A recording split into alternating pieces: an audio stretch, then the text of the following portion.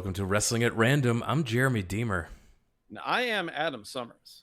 And this is the show where every single week we review a randomly chosen pro wrestling event, the TV show. We scoured all of the internet, dumped as many shows as we could into the randomizer. We fire up the randomizer and it picks anything. Could be anything for us to watch, pro wrestling related. And holy cow, this is a deep cut. This is a show I didn't know existed. I don't know if we got it in the Chicago area. I don't think we did. We talked about that a little bit off air right before we started recording, and I don't think we got it in the Chicago area. I remember being aware of it from the magazines. Clearly, as we'll get into, they had a tie-in with PWI and Bill Apter. This show is like if the Apter mags were a TV show. Yes, that's what this is. Absolutely, absolutely. It's NWA Pro Wrestling this week, and as I think about this on the free feed, this might be the show that most lives up to kind of the concept of this podcast, Wrestling at Random. You know, we've done on the bonus content feed, which we'll talk about that later. That's a lot of odds and ends, strange things. But on the free side, as far as weekly TV or a major event, this is about as obscure as it gets. But man, what a cool concept. Yeah, NWA Pro Wrestling this week. This is from December 27th. 1986, and the show starts with someone who looks like Tugboat Typhoon Shockmaster. It is. It looked like him, and he's bloody and yelling about Bam Bam Bigelow. He is, and so that will we'll get back to that later. That will close out this show. But we get a millisecond of that, and then we get the open, and it's pro wrestling this week with Gordon Solie and Joe Pedicino. Yes. Gordon Solie of Being Gordon Solie fame, and Joe Pedicino, who you remember a few years later being on WCW television with his Joe Pedicino nose segments. And then a few years after that would go on to be one of the driving forces behind a promotion that was near and dear to both of our hearts as children, Global Wrestling Federation, GWF. You would know GWF from their brief time on ESPN. 3 o'clock Central. We've reviewed a couple of global matches and shows here. We reviewed one global show, I believe, in season 2 on the free feed. And then we also reviewed a Jerry Lynn Lightning Kid 2 out of 3 Falls match in the bonus content. Yeah, so go look for the GWF episodes on the free feed and the Patreon, and we go deep into the history of how that happened, Joe Pedicino's involvement, and everything you want to know about how GWF and global wrestling came to be. So that whole history is available in our back catalog. Just go to wrestlingatrandom.com, search for GWF, search for global. You will get those episodes. And then Gordon Solie tells us that the guy we saw was Big Bubba, but not Big Bubba Rogers, no. who I know as Big Bubba. This was this was a different Big Bubba. And Gordon then. So let's before we get into what this show's doing here, what this looks like. They are at desks. This is in a studio, but it's a studio, not a studio with an audience. This is a studio show. They are at a desk. Behind them are ring ropes, like actual ring ropes. The Pro Wrestling This Week logo is hanging in the background. This setup, it basically looks exactly like mid-'80s ESPN Sports Center, but just for pro wrestling. Yeah, that's a great comp.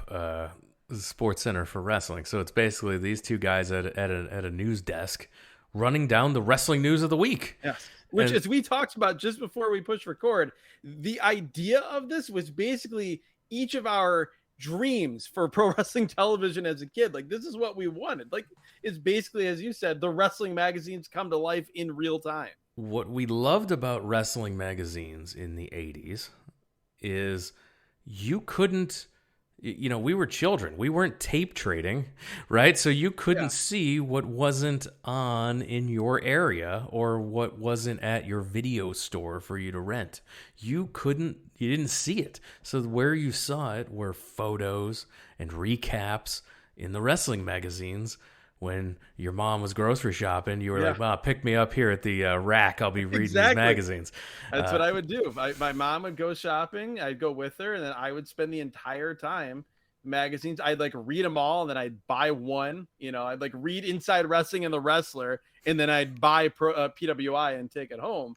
But just to your point, and I think to put an even finer point on it, it wasn't even just that this is where you went to like see what was happening in these other promotions. This is how you learned these other promotions even existed. Yes. Like as a kid, whatever you had on TV, that's what it was. And these magazines, this opened up not only the country, but the world of professional wrestling to you. Like, as I look back at it, I don't think there was anything that was more influential on my wrestling fandom and sort of the type of wrestling fan I became than exposure to those magazines.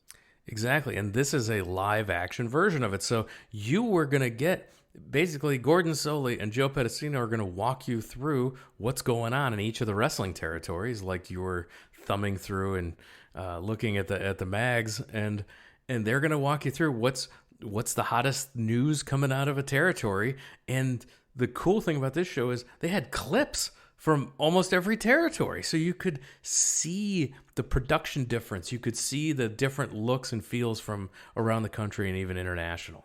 Really cool concept. It's a really cool concept. And you also can't overstate how unique and almost shocking that was during this time period to see something like this. Other wrestling companies didn't acknowledge each other. So to have a show where you had a trusted voice like Gordon Solie, the voice of professional wrestling, basically walking you through not only what was happening in the territories and promotions that he worked for, but talking about the WWF or Puerto Rico or the AWA. It kind of blows your mind. It's the type of thing that we'll get into it. I've got thoughts about the format of the show and also, how much better this could have been had it happened just a couple years prior. Yeah, because I had never seen this show. This is the first episode of Pro Wrestling This Week I had ever seen, and so Gordon starts by. So I don't know the format. I'm telling you the format now that I've seen the show. I don't know the format. I'm watching the format. The show opens with Gordon Solie telling us how Wendy Richter is a former WWF Women's Champion and now with the NWF, and this was so weird hearing Gordon Solie talking about the WWF. Exactly right, Joe. And of course, Wendy Richter, the former WWF Ladies Champion, switched affiliations, went to the NWF. Well, Liz Chase had been chasing Wendy Richter for 3 years, trying to get a chance at the WWF title. She failed in that, and right now she's going to go up against Wendy Richter, and let's see how she fares this time against the former Ladies Champion. It's honestly one of the best things about this episode that we watched, and I'm sure all the episodes are like that. Just the curiosity factor / shock value of hearing Gordon Solie say these names. Yes, just that alone, him saying the WWF or him talking about WWF wrestlers or storylines was so shocking.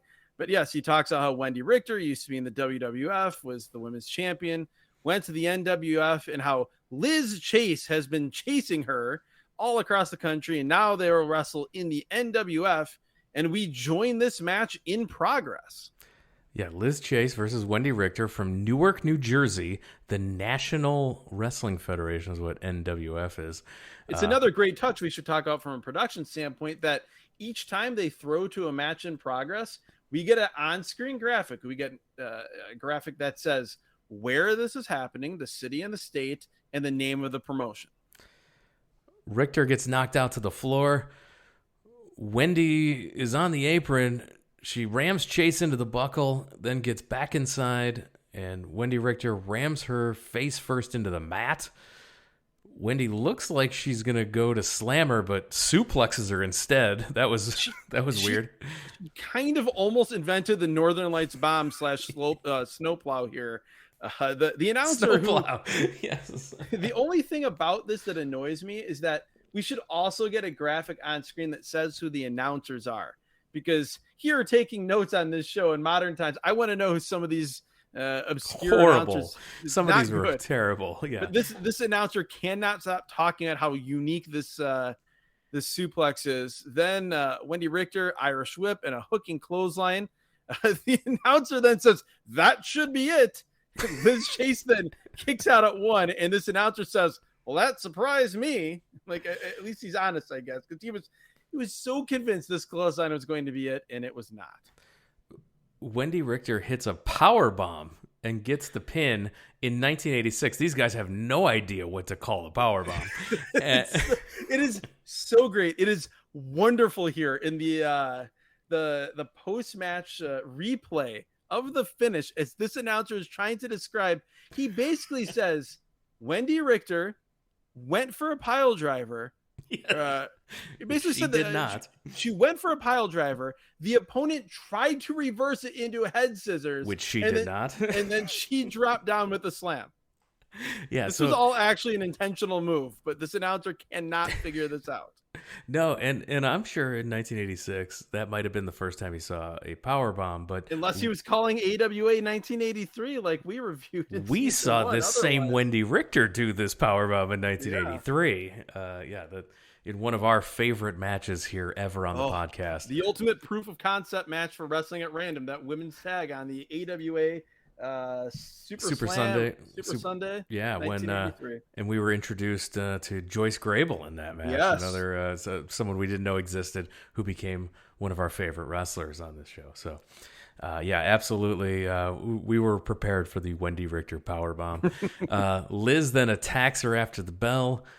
Wendy fights back and chases Liz Chase off. See what I did there?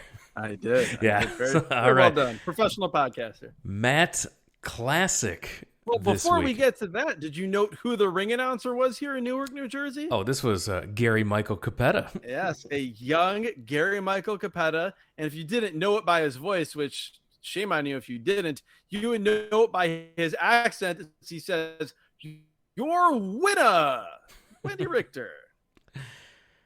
Matt Classic of the week, where in the 80s they're going back to the 50s.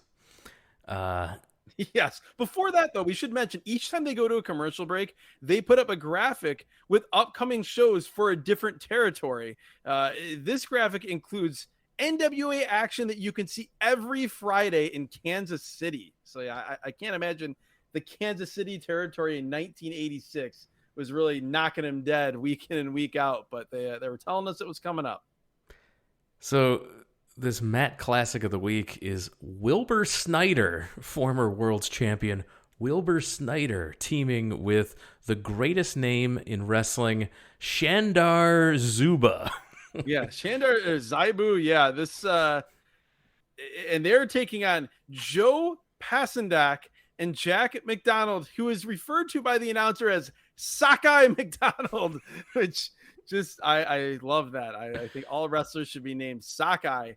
I was so excited, though, as this match started against St. Louis, 1956.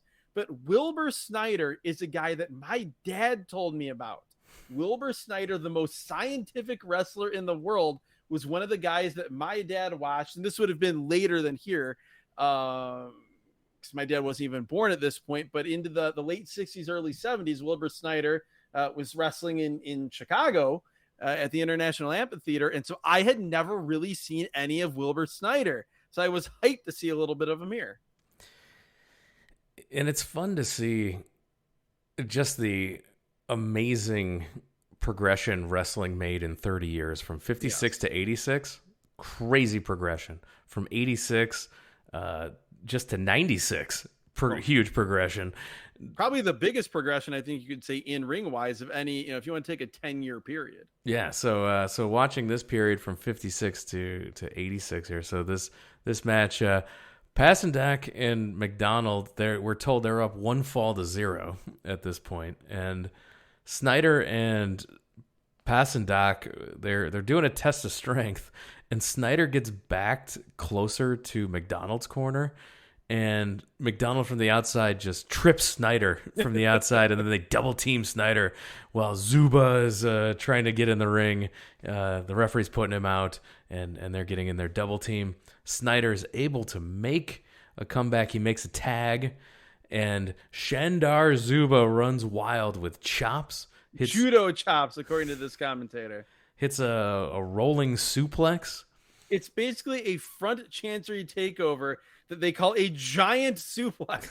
And that is the finish of this fall. He and just got a pin. Yeah. He got a pin off this giant suplex that was anything but. And that's all we get to see. That's it. We got to see part of one fall of this match. But what a fascinating window into mid 1950s professional wrestling. Everything you said about the evolution of wrestling is true. The thing that I wrote down though when this was done was this match would not have been out of place at all in that 1974 Madison Square Garden WWF show that we reviewed. Like, this was not much less action than you would see in the early 70s in New York. Yeah, except like the biggest bump was like a rolling suplex here. That was more of a bump than we got in some of those matches. There was at least, Blackjack Lozanza.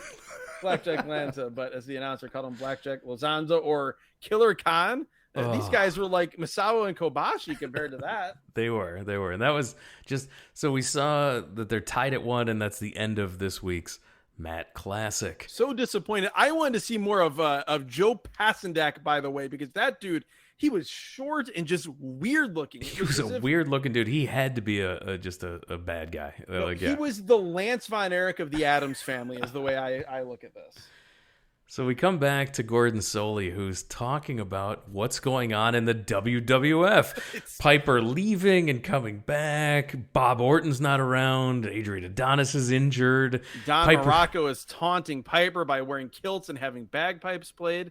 The only disappointing thing here is that the WWF was one of the promotions they clearly didn't have footage. They did not have video rights to, but still to hear Gordon Solie just calmly lay out all the ridiculous insanity of a mid-80s WWF storyline with the small inset box of graphics playing in the background. I would say, I think pretty clearly the most surreal part of this show is just Gordon Solie talking WWF. It's so weird, and I'm here for it. I loved it. And then they tease that they take us to the Continental area, which I'm like, oh, I remember. We've reviewed Continental on this show before. Yeah, Continental's dying days of 1989, whereas here this is 1986, and this is during the relatively brief time period where Gordon Solie is actually a commentator for Continental. When we go to this footage, Gordon Solie is at the Continental desk with Ron Fuller. Ron Fuller, another guy who we did not appreciate until we saw him in action on this podcast multiple times. Yes, Ron Fuller and Rob Fuller as well. But here, the first thing I know, Ron Fuller, is out here with I assume a couple of Samoans. They don't quite identify them. And Kevin Sullivan. Ron Fuller is 8 feet taller than Kevin Sullivan. He's so tall. He's a monster. Kevin Sullivan was apparently trying to run things when Fuller was gone. He was suspended. Fuller does not like, he says he doesn't like Sullivan making himself at home or knocking the South or his brother. And he says he wants to know what's going on here. Then Kevin Sullivan says he thinks the CIA has warped Ron Fuller's mind. Ron Fuller has, I would say, hands down my favorite line in the history of any show we've reviewed for this podcast, as he tells Kevin Sullivan, quote, "You better keep your face out of my face." Kevin Sullivan challenges him to a fight, and Fuller attacks the Samoans, but then he gets jumped from behind, and Sullivan then hits him with a stool, and then they beat him down with this broken stool, and they tear off his clothes, and they continue to just beat down Fuller. This is a good angle. I want more of this. I want to see Ron Fuller get his revenge on Kevin Sullivan. Yes, please. The Samoans, the CIA, whoever. I'm very much here for it. Then as we go to commercial, we get Continental, by the way, was in Birmingham, Alabama. For those looking for Continental Championship Wrestling, you can hear our review of the Dying Days, like you mentioned in season 2. We get we should mention this. We go to commercial. We get a promo telling us where the WWF will be in town. Yes. Coming up. Again, so weird to see that here on this NWA show. After commercial, we go to Memphis television, where oh my God, do we ever? Lance Russell is interviewing the team Fire, Flame, and Torch that had just lost to Jerry Lawler and had to unmask. Apparently, they have Lawler's keys, and then keys to this. It was the keys that he got to the city of Cleveland. That's what it was. They said. And then we join a studio match in progress between Wildfire Tommy Rich and Keith Roberson in progress. Yes. And we should mention, by the way, one of these three men that are unmasked is Dirty Rhodes, who was one half of the Assassins with Jody Hamilton, who everyone knows is the original assassin. But Dirty Rhodes, and my God, does he look like the most low-rent Dusty Rhodes you've ever seen. Yes, we'll get there in a minute. So Rich is just working over an arm. He hits a suplex, gets a 1 count, and then Dirty Rhodes, Don Bass, and Larry Wright hit the ring. This crew of men, we have to talk about the look. So before any of this happens, when that first interview occurs, Don Bass looks like a Southern pregnant Nikita Koloff. Dirty Rhodes, this look, he's wearing the shortest shorts you've ever seen, suspenders, a open button-up shirt, a cowboy hat, and a cigarette. This is Memphis at its finest. I guess if you squint the right way, you can kind of see a resemblance to Dusty Rhodes, or if you're watching really low res footage on YouTube. Yeah, people were. So that's why he's Dirty Rhodes. I was hoping Don Bass was going to be a Kirkland's Ron Bass, and then Larry Wright. So this was Fire, Flame, and Torch. Well, Larry Wright, if I'm not I'm thinking of Ron Wright. I was thinking of Ron Wright, the wheelchair bound manager in Smoky Mountain, but this is not the same person. No, so these guys have a chain and they beat up Rich 3-on-1. Tommy Rich is busted open. Lance Russell's interviewing them again, and Jerry Lawler shows up with the bloody Tommy Rich, and he jumps Dirty Rhodes. There's a crazy fight in the studio area. So great. Lawler and Rhodes are fighting towards the ring.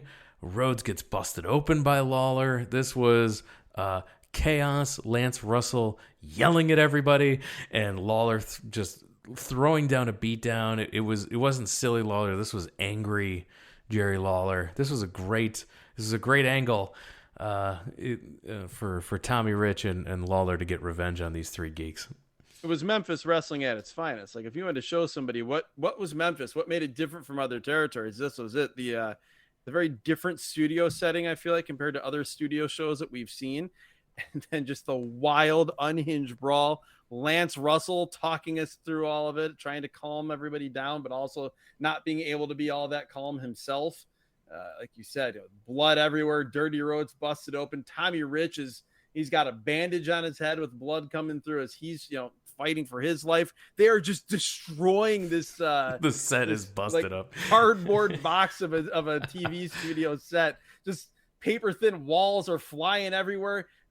Cameras that are like on rails are having to scoot out of the way quickly. This was so fun. I love this. I wanted to see more of this. I wanted to see where it would go, even though the heel group was pretty low rent. Going to commercial, what did we get to see? Oh, I don't recall. I don't think I wrote down there what it was. I know we had a Continental promo coming up. They did tell us that coming up next was going to be the AWA report. Ring report. And my God. Okay, we've got to talk about the AWA report here. Again, weird to hear Gordon Solie talk about the AWA. Yes. The Blaster is interviewed. This guy's got a black glove that goes all the way up to his shoulder. He's not in great shape. He's very pale. He's a big dude. And it's this full length. It's like the entire length of his arm, this full arm leather sleeve that goes into a glove at the end. He doesn't talk. I did not see this and think this man went on to be a star. No. Another man who did not go on to be a star. They interviewed Silo Sam. Silo Sam. Who is billed as being 7'9". He's just a dude with no shirt and overalls on. And would you like to know about Silo Sam? I did a little looking into Silo Sam, so I know about his. He was Little John in World Class. Wow, I didn't realize that was the same dude. Yeah, he didn't have he didn't really have an illustrious wrestling career. No, but he was Andy in Pee-wee's Big Adventure. Really? Wow. He was Andy in Pee-wee's Big Adventure. He made a brief appearance in the WWF as Trapper John. He wrestled a dark match that was never used again. He remained under the WWF's payroll for about a year, unused and never brought to television tapings. He retired from pro wrestling by 1990. Yeah, so he looked gross here in his trucker hat and no shirt overalls. Imagine the most elongated hillbilly Jim you've ever seen with negative charisma. Oh yeah, and so he that is Silo Sam. We head to Portland, Oregon for big time championship wrestling in Portland, False advertising Oregon. there. By the way, a couple other things we need to mention. So this promo, I just have to go back to the Silo Sam thing. No, please do. He's talking about hogs and 12 people and taking either the hogs or the people to the slaughterhouse. I'm not sure. He then says that his favorite hold is called the Possum Drop. The Possum Drop. I'm dying to know what a Possum Drop is. Then Gordon Solie says both these men are top contenders in the $100,000 Battle Royals coming up, one of which will be in Chicago, Illinois on October 26, 1986. So talk about an opportunity missed for both of us as children to not see Silo Sam and the Blaster up close and personal. With an October birthday, you would, in 1986, I could have asked to go see this $100,000 Battle Royal. You missed out by not getting NWA Pro Wrestling this week in Chicago. In Portland, we join a 2 out of 3 falls match in progress. The third fall is in progress between Coco Samoa and Joey Jackson. I refuse to believe that these wrestlers or this match, either of them were real. And this must have been a real down period for Portland if this is what we're featuring on Pro Wrestling this week. I had never heard of either of these men. Coco Samoa was the most generic Jimmy Snuka you've ever seen. Joey Jackson is the guy that Al Perez, as world champion in World Class in 1987, would have looked at across the country and said, "You're booking that guy in a 2 out of 3 falls match?" Apparently, Coco Samoa won the first fall. Joey Jackson won the second fall. And we are here in the third fall. These guys are not doing much. They look very tired. The announcer is saying that they are doing some romping and stomping. That is false. Neither of those things are occurring. The thing that I found most noteworthy about this is that the announcer is running down the loop of upcoming shows in Yakima and other places. And there's one show that's, he says, it's at the local high school. He says, you can get your tickets at the country store in the hardware department. That is way too specific. I don't know if I saw this match. I don't know, even as a wrestling fevered child that you would go to the hardware store to get those tickets. I don't know that I would have begged my dad to go to the country store and take me to the hardware department to get tickets for the upcoming show at Yakima High School. Who knows? But I'm guessing not. No, these guys were not selling it here, as Jackson was choking him on the second rope and then tries to ram him into the buckle, but doesn't bother Coco, doesn't hurt his head, and he reverses Jackson into the buckle. Then Coco comes off the rope with a chop or a headbutt or something. It was like it's hard to tell whether it's like a flying double cross chop or like one of those flying headbutts where you kind of helicopter yourself. You couldn't tell. The announcer couldn't either. I'm not really sure that Coco Samoa knew what he was doing here. He got the pin, though. He got the pin. We go back to the studio, and Gordon Solie says, quote, some tough matches in Portland, unquote. And I think he was more accurate than he was letting on. We then go to the UWF report. This is where I get excited because UWF, as we've talked about before, was Mid-South, one of my favorite promotions as a child. I want to see footage from the UWF and know what's going on. Yeah, we are told that Terry Gordy retained his heavyweight championship against Dr. Death Steve Williams. And then we get a Missy Hyatt exclusive interview. Be Still My Heart, my first crush, Missy Hyatt. And, all of us, anyone who grew up at that time period and had access to any pro wrestling television that Missy Hyatt appeared on. Yes, it was a seminal moment in our young lives. Yeah, first poster on my wall, Missy Hyatt. She talks about how disgusting being Dark Journey's made for the day was. She's being interviewed in studio by Joe Pedicino. We should mention she lost. There was some sort of match that she lost to Dark Journey. The stipulation was that the loser had to be the winner's maid. She says that, no, I was not a maid. I was a valet for the day. She blames Jim Ross for having the cameras there, which I loved. And then she starts talking about she has private investigators looking into the background of Dark Journey. And she's going to tell us all what kind of person Dark Journey is soon. And she talks about how she kept her end of the bargain up. She cleaned Dark Journey's house, but coming soon, Dark Journey is going to have to sign a contract for another match. And you can't imagine what I'm going to make Dark Journey do, she says. We cut to a shot of Gordon Solie. He looks right at the camera and goes, she's quite a lady indeed. In the most Gordon Solie voice you've ever heard. And we all know what Gordon Solie was thinking at that point. Joe Pedicino says that even though we don't like her personality, it's always an absolute pleasure to interview Missy Hyatt. Yes, Gordon Solie and Joe Pedicino are correct in their analysis. They are the Jesse Ventura of this episode of TV. They are the voice of the fans. We then go to Deep South Wrestling outside of Atlanta, Georgia in Carrollton, Georgia. This is Deep South Wrestling. This is not Mid-South Wrestling. No. This is pretty low rent bargain basement stuff. Although I'll say in this relatively small building, it's packed and the people are into it. These fans in the Deep South are really into these guys. The Nightmares. Greg Price is another human being in this match. Greg Brown and Thomas Ivy. Actual men who are pushed. These sound like guys who would be losing to the Samoan SWAT team on NWA television, but that is not the case. The finish to this is incredible.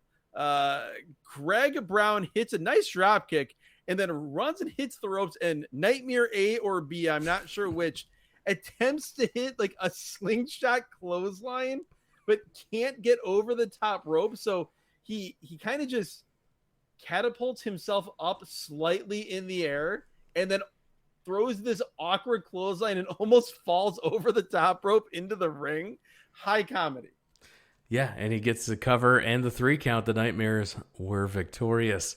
Apparently, the main thing I learned from the announcing in this, and again, we don't know who the commentators are, in Deep South Wrestling at this point, but apparently they were really trying to imitate Mid-South because it sounds like they had just instituted a no off the top rope rule. That's what they were talking about as we join this in progress. We head to Canada for Stampede Wrestling. And in the ring, we see J.R. Foley's Kremlin army being interviewed. So bad. When they tell us that we're going to Stampede in 1986, I get really excited that maybe we're going to see something really cool. And probably if it had been a few years earlier, we'd have a better shot of it. But what we get instead is Kremlin's army. We see Makan Singh, who would go on to be Norman the Lunatic, and Bastion Booger, and just this rogues gallery. There's some random dude with like a Vladimir Krupov got an honorary doctorate from the University of Kiev. They're talking about Dr. Drago Zhivago. Makan Singh has a great line screaming about when is Stu Hart going to stop having kids? Yes, because I guess the only one that was here that he was feuding with was Owen or whatever he called him. The crowd starts chanting "toilet bowl" at Moccasin. This whole thing is an absolute mess. Like Ed Whalen is not taking any guff at all. He's being Ed Whalen is tough, disgusted by these communists. Yes, he is, but he's also being too tough. Like you don't want your announcer backing down all the tough heels, but that's what he's doing here. I mean, he's channeling all of our disgust at like how bad this is, but still, this is a mess. Like I can't imagine what else was on Stampede television that week that this is what Stampede said and say, hey, show this to the world. We then hear about Magnum TA's car crash. Yeah, it's the NWA Ring Report, and it's just mentioned in a matter-of-fact fashion, kind of calling back to something they said at the beginning of the broadcast, that the theme of this show would be injuries. And so for the NWA Ring Report, they talk about Magnum TA has been injured in a car crash. He's in intensive care, but we don't have any more updates now. And the way Gordon says it, if you were a kid watching at this point, you might be like, oh man, that sucks that Magnum's hurt. I hope he's going to be at the arena a couple weeks from now when I have tickets to his show. You have no idea this is a career-ending injury. Yeah, you're not thinking, oh my God, Magnum might be dead or his career might be over. Like it's just really weird snapshot of that news just breaking. We're told Dusty Rhodes was injured. Tully by Tully Blanchard, by Tully's figure 4. And then we're told Lex Luger is on limited action as Kendo Nagasaki hurt Luger's back in Florida. What is limited action, by the way? I'm desperate to know what limited action means. It's pretty much Lex Luger's career. Especially at that point in 1986.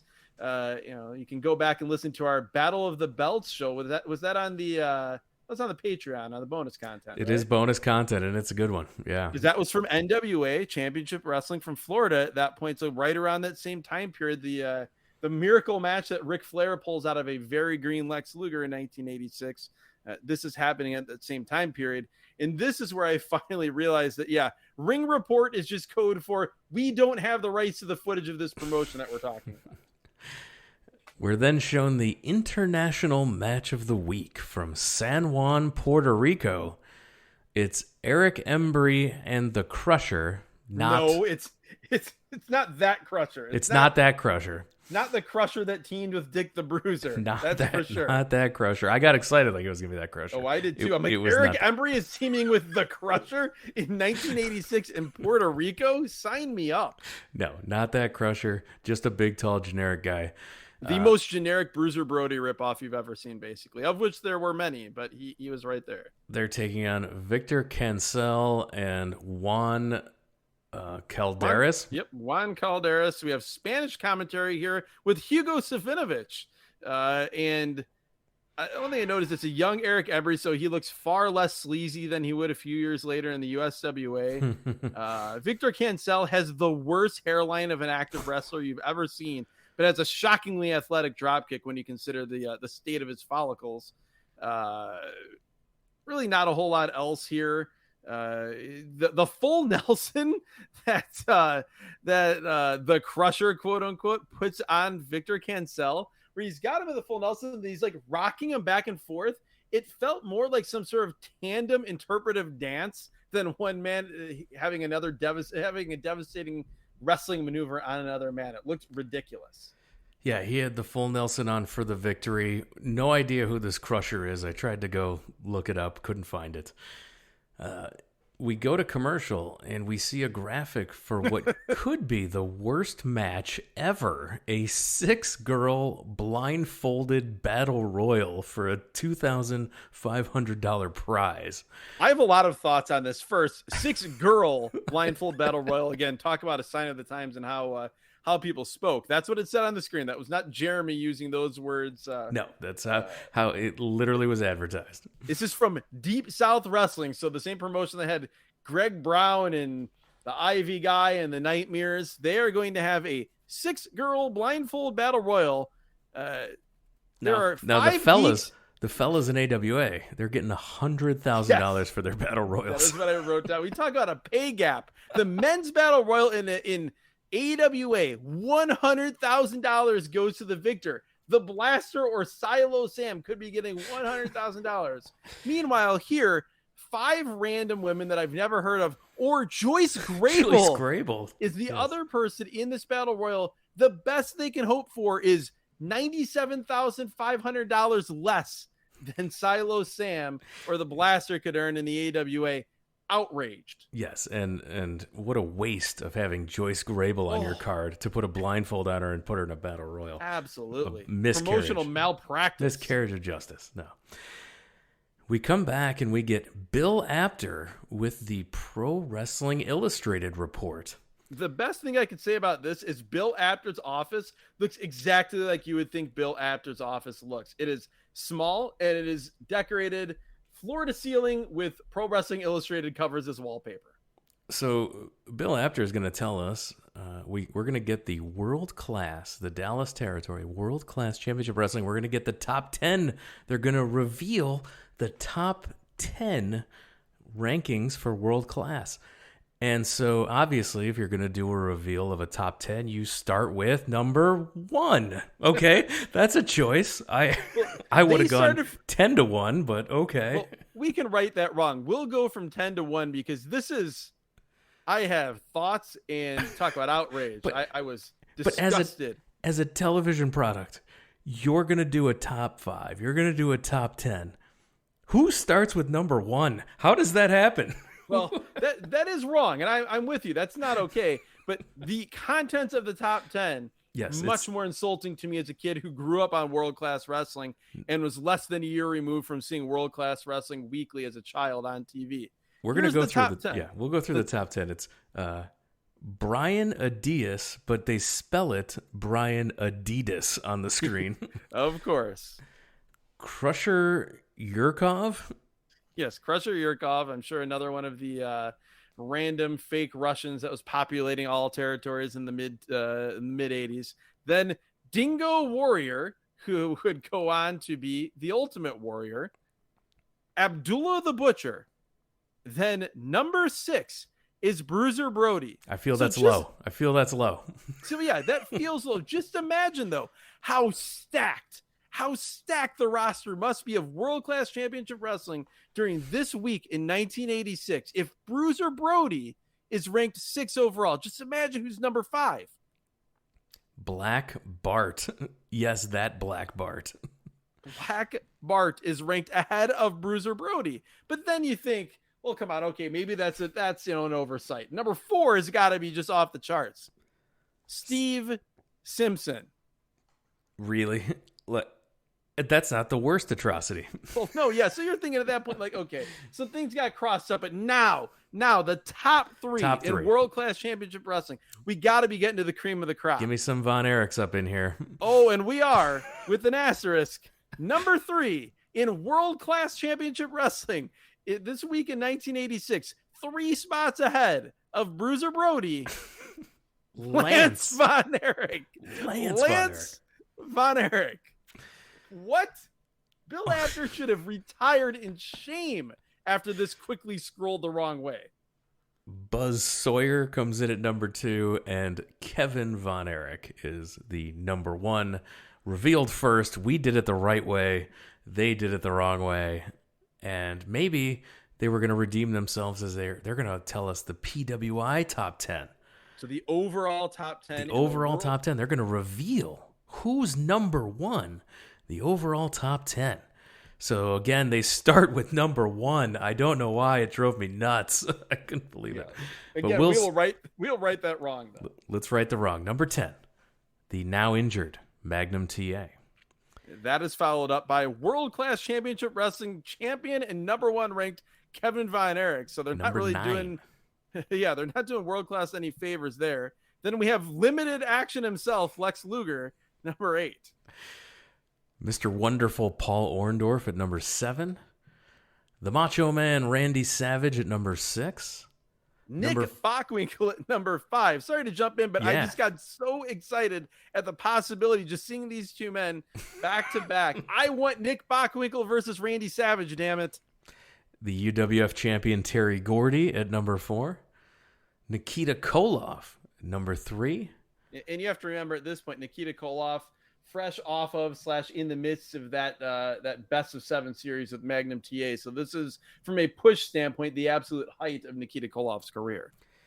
Number 2, Hulk Hogan, and number 1, Ric Flair, which was, as a kid, was one of the things I appreciated about the Apter mags, that they always gave Ric Flair his due in the height of Hulk Hogan's era here. So for sure, and it was accurate, and also I'm sure not at all related to the fact that the NWA, as we see by PWI's presence here on the show, cooperated regularly with PWI, whereas the WWF, operated in their own world and did not work at all with the magazines. So Lance Von Erich must have been 11 on this list, just out of the top 10.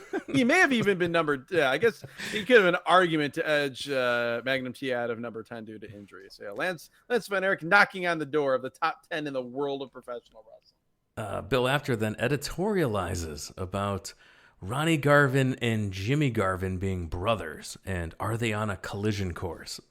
He basically says it's time for them to acknowledge that they're in the same area, and they either need to team because they could be such a great team, or if not, just wrestle each other. We then go back to the studio for the World Class Championship Wrestling report. We're told that they have a new heavyweight champion, that is Kevin Von Erich. He defeated number 5 on that list, Black Bart. Let's just recap. Black Bart just lost the World Class Championship. Lost. He is a very recent loser, and he is still ranked ahead of Bruiser Brody and behind Steve Simpson. Yeah, exactly. So Steve Simpson must have been in line to be Al Perez before Al Perez was Al Perez. We're then told that the Dingo Warrior has been dumped by his manager, Percy Pringle, and we get like a little photo of Percy Pringle in the corner being his most Percy Pringle, and I loved it, and I wanted to go back and watch World Class and Florida Championship Wrestling to get my Percy Pringle fix as soon as I saw that picture. Yeah, with the second they mentioned Percy Pringle, I got very upset that World Class was a Ring Report promotion, meaning that we did not get footage, because I wanted even just 15 seconds of Percy Pringle would have made me very happy. And that takes us to our feature match of the week. It comes to us from the Cowtown Coliseum. Cowtown Coliseum. In a Texas. Real building. In Texas. This is something. It is a very young Bam Bam Bigelow, and he is taking on a very, very green future tugboat himself, a man they call here Big Bubba. Yes. Fred Ottman. Fred Ottman, the future tugboat, typhoon, shockmaster.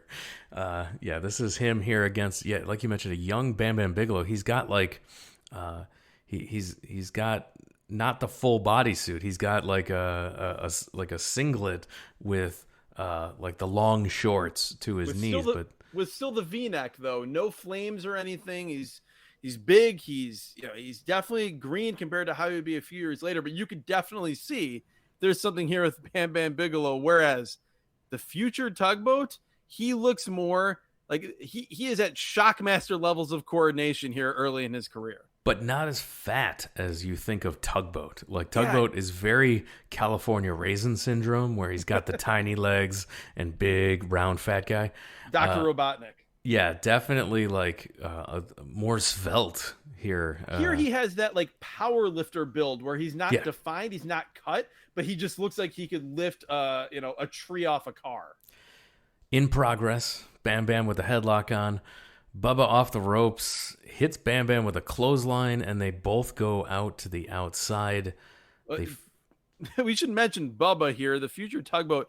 He can barely walk. He's like he's very uncoordinated. It's like a deer that's just born. Like he gets clothesline. He's supposed to go out to the floor, but he like can't find his way. He's not very good. They fight out on the floor. Bubba goes face first into a table at ringside. Bam Bam's choking him on the floor.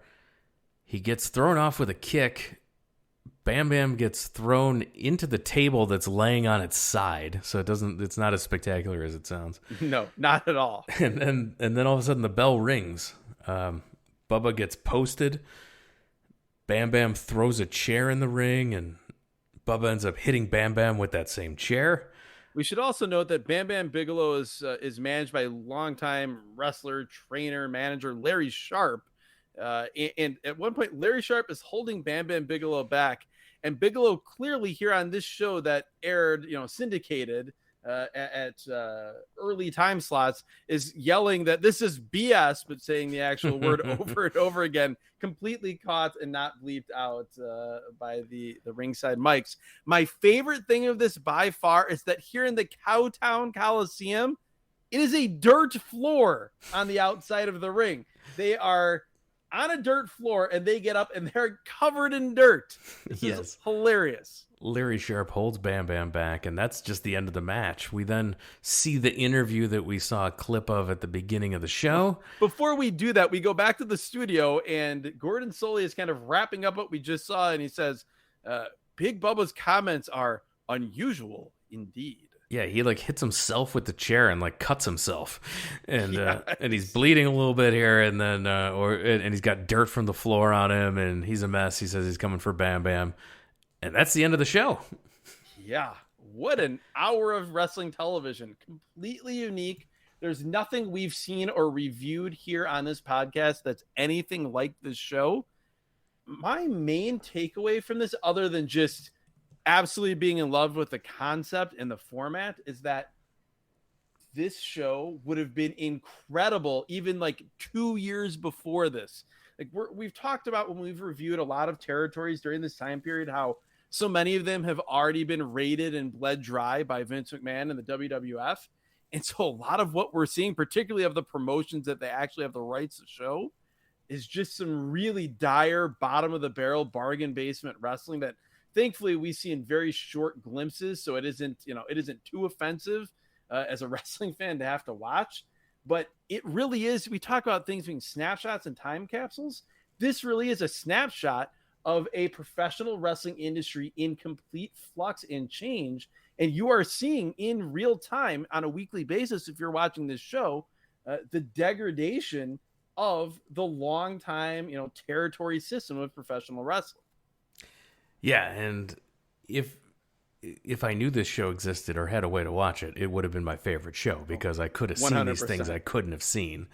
And yeah, you're right. If it was 2 years earlier, could you imagine what Portland would have looked like compared to what we saw? Could you imagine what Memphis? Mid-Atlantic. Mid-Atlantic. Let's go to the Mid-Atlantic area and watch the last 5 minutes of Ric Flair versus Ricky Steamboat instead of the last 5 minutes of Coco Samoa and Joey Jackson from Portland. Yeah, it's you're absolutely right. It's unbelievable. And no, I loved getting to see all these different territories. I loved hearing Gordon Solie, full-on news reporter, talking about all what's going on in all these territories that you never heard Gordon Solie talk about. Loved that. No, this is a great show. This is super fun. I could easily go down, and it's an easy watch. I could easily go down a YouTube rabbit hole of watching these shows. No, 100%. It's like you said, such a fun, easy watch, completely different from anything else you've watched as a wrestling fan. And anything that's bad is going to be so fleeting because of the format of the show that it's not going to frustrate you.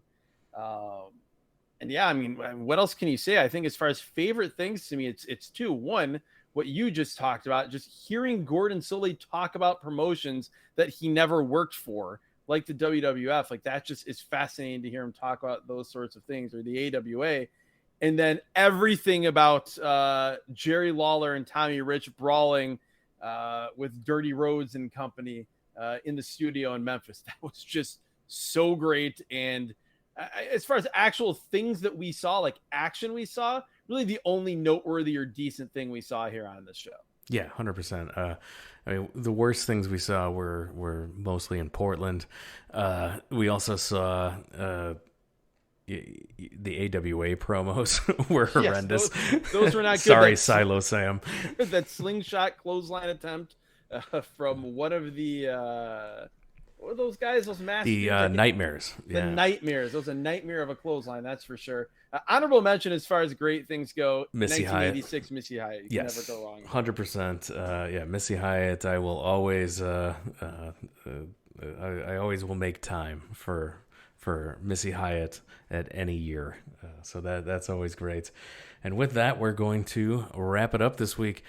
You can follow us on our social medias at Wrestle at Random is Twitter and Instagram, Facebook.com/Wrestling at Random as well. And you can support the show by telling your wrestling fan friends about us. We rely on your word of mouth to spread the word about our show. And if you want to support us financially, you can through our Patreon. And we give you an extra episode of this podcast every single week on our Patreon. Exclusive extra episode, we should mention. This is not, it's not some episode from an earlier season that maybe you haven't heard yet, or if you're a new listener. Exclusive, brand new episodes that you can only hear at the Patreon /Apple Podcast bonus / wherever else that stuff is living if you're listening to this at a later date. And those are, like, if you like this episode and you like really random things, man, the Patreon feed, the bonus content, that is very much for you. That's right. Go check it out. Just signing up for that $5 unlocks the entire back catalog. So we're talking hours and hours and hours of extra content you have not heard is waiting patiently for you. $5 unlocks the entire back catalog for you right now. Highly recommend checking that out. That helps us keep this show going. We appreciate all of our patrons and everyone who wants to go check it out. Do it there. WrestlingAtRandom.com has all the links, the entire back catalog. We referenced a bunch of episodes from the past. You want to go hear about the history of Global Championship, Global Wrestling Federation, you do that here in the back catalog of the free feed. All of those links, all of those back catalog episodes are available at the website WrestlingAtRandom.com. With that, we're going to wrap it up. Adam, thanks for joining us. Thank you, Jeremy, and thank you, Randomizer. What a different, fun show that we got to watch and review this week. Hoping the Randomizer continues along similar lines. Give us some weird stuff as we move along here in Season 3. Do not taunt the Randomizer to get weird. I'm taunting it. Get as weird as you want. I want to see what you got, Randomizer. And with that, we're wrapping it up. I want to thank everyone for listening, and we'll talk to you again next time.